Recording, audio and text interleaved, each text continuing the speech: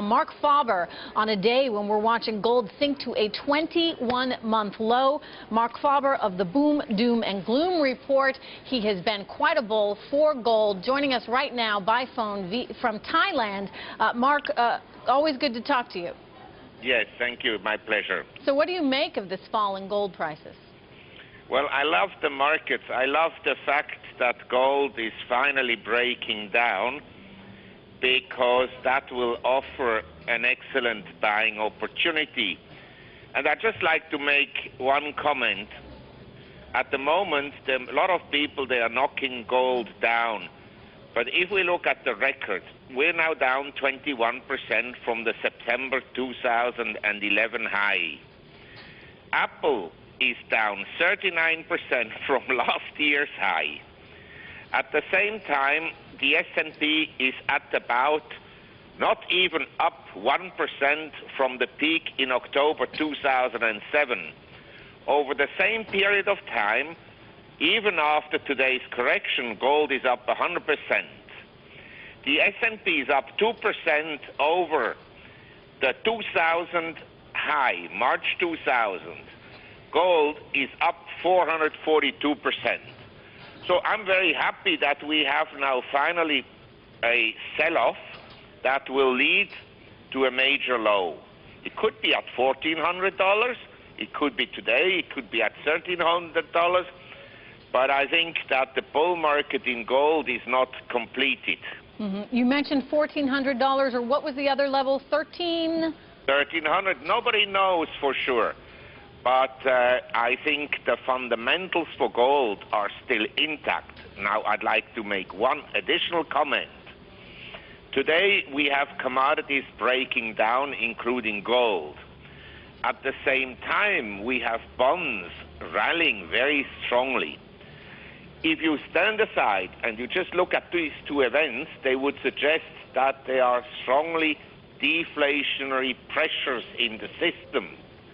Now, if that was the case, I wouldn't buy stocks and I wouldn't buy sovereign bonds, because the stock market would be hit by disappointing profits if there was a deflationary environment.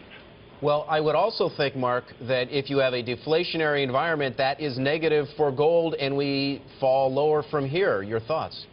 Yes, I agree. That's why I said if the gold market, the collapse, is saying something about deflation, and at the same time we have this sharp rise in bond prices, and these signals are correct that we have deflation, I wouldn't buy stocks, because in a deflationary environment, corporate profits will disappoint very badly.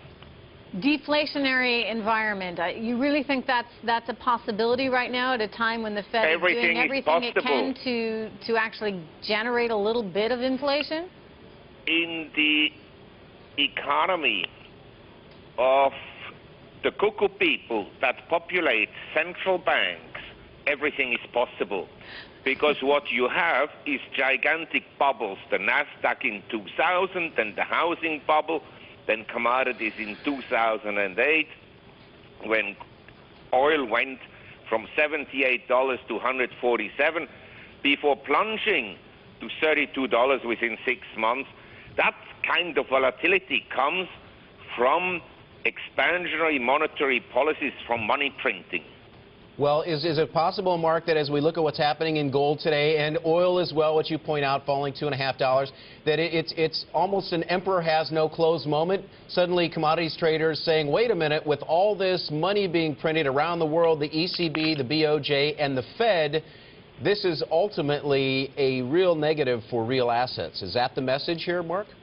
Well, you know, we have to give it some time. All I'm saying is I think we're going to have a major low in gold in, say, within the next couple of weeks.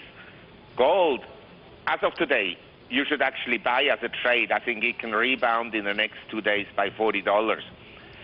But why? The downtrend is now established. Why would it rebound $40 in 2 days? Because we're about in gold as oversold as we were essentially during the crash in '87. From there, we had a strong rebound. So all I'm saying is, as a trader, I would probably enter the market very quickly for a rebound of $20 to $40. But from a longer-term perspective, I would give it some time, because we may go lower. I'm not worried. I'm happy that gold is finally coming down, which will provide a very good entry point. Mark, is this an argument for staying in cash as well? Well, my argument is you should always have, in this kind of high volatility environment, a fair amount of cash, because opportunities will always arise again and again. And if you have cash, you can then buy assets at a reasonable price. I think patience is very important in this environment. The question is, how do you hold your cash? Hopefully not with a Cyprus bank. All right, we're going to have to leave it there. Marc Faber, thank you so much for joining us. I know it's probably the middle of the night there in Thailand.